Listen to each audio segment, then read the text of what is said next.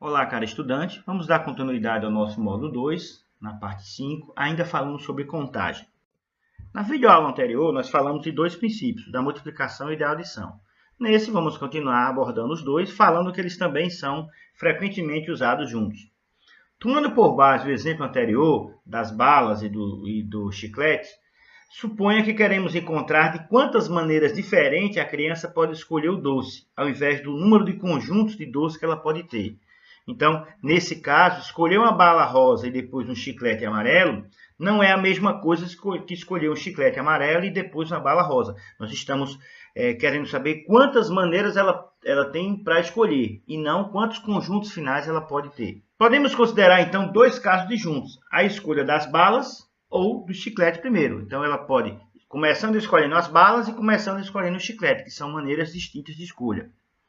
Cada um desses casos, pelo princípio da multiplicação, tem 6 possibilidades. Ou seja, se ela começar escolhendo a bala e depois o chiclete, tem 6 possibilidades. Se ela começar escolhendo o chiclete e depois a bala, ela vai ter 6 possibilidades. Então, pelo princípio da adição, existem 6 mais 6, 12 maneiras diferentes de escolher os doces. Então, a gente usou o princípio da multiplicação para definir a quantidade de possibilidades em cada escolha e depois somou as maneiras diferentes de escolher os doces, dando então 12 possibilidades de escolha diferentes. Vamos ver mais dois exemplos usando os dois princípios juntos. Quantos números de 4 dígitos começam com 4 ou 5? Então eu tenho o seguinte, eu tenho uma quantidade de números de 4 dígitos que começam com 4 e uma quantidade de números que começam com 5. Né? Lembrando que meus números aí vão ter 4 dígitos. Então eu tenho dois casos disjuntos, um começando com 4 e o outro começando com 5. Para cada caso, então, eu vou ter 1 vezes 10 vezes 10 vezes 10, que dá 1000 casos, somando, então, os números começando com 4, 1000, mais os números começando com 5, 1000, então eu vou ter 2000 casos. Um outro exemplo é, se uma mulher tem 7 blusas, 5 saias e 9 vestidos, de quantas maneiras diferentes ela pode se vestir? Ora, ela vai combinar blusa e saia, mas não vai combinar vestido. Então, eu tenho que fazer a combinação de blusa e saias e depois adicionar os vestidos. Então, eu vou ter o quê? 7 blusas e 5 saias, eu vou ter 35 possibilidades de combinação de blusa e saia, mais os 9 vestidos. Então, ela tem 44 maneiras diferentes de se vestir. O problema de contagem ele pode ser resolvido muitas vezes de mais de uma forma. Tá? Uma segunda opção, embora possa causar uma certa confusão, é uma boa maneira da gente verificar o resultado obtido, se a gente fez certo. Então, no exemplo 12, eu posso não usar o princípio da adição, considerando o problema como dividido em 4 tarefas sucessivas. Para a primeira tarefa, escolher o primeiro dígito, que tem 2 possibilidades, 4 ou 5. Para as demais, eu teria 10 possibilidades. Então, eu teria 2 vezes 10 vezes 10 vezes 10, daria 2000, tá certo? Então, eu teria 2000 possibilidades também. Então, é sempre bom a gente checar de outra maneira para verificar o resultado.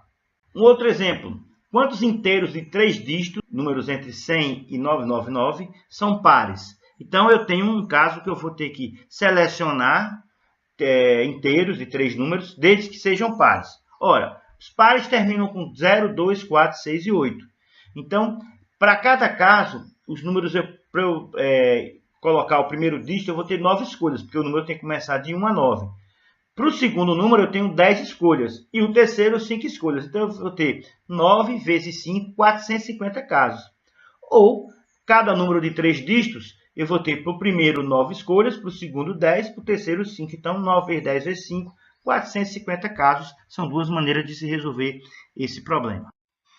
Um outro tipo de forma de resolver problemas de contagem é a partir de árvore de decisão. Por exemplo, naquele exemplo das escolhas dos doces, chicletes e balas, a gente usou uma árvore para listar todas as possibilidades possíveis, tá certo? Esse tipo de recurso é chamado de árvore de decisão. Embora o estudo da árvore vai ser introduzido mais na frente, no módulo 3, eles já podem ser usados para resolver problemas de contagem adicional. Embora o estudo de árvores será introduzido posteriormente no módulo 3, elas já podem ser usadas para resolver alguns problemas de contagens adicionais. Existem algumas árvores que são regulares, onde os números dos resultados possíveis em qualquer nível dessa árvore é o mesmo em todo nível, como no exemplo mostrado lá de balas e chicletes, a gente vê o mesmo número de resultados possíveis. Mas existem umas árvores que são menos regulares, que podem ser usadas para resolver problemas de contagem onde a multiplicação ou mesmo a adição não se aplica. Vamos então ver um exemplo de uso de árvore de decisão. Antônio está jogando moedas.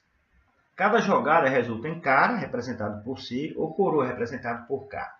Então a gente quer saber quantos resultados possíveis ele pode obter se jogar 5 vezes sem cair 2 caras consecutivas. Ou seja, eu quero saber quantas vezes ele jogando essa moeda, 5 vezes, eu não vou ter 2 caras consecutivas. Então, cada jogada da moeda, obviamente, tem 2 resultados possíveis. O ramo da esquerda, que vai ser marcado com C, denotando cara, e o da direita com K, né, representando coroa.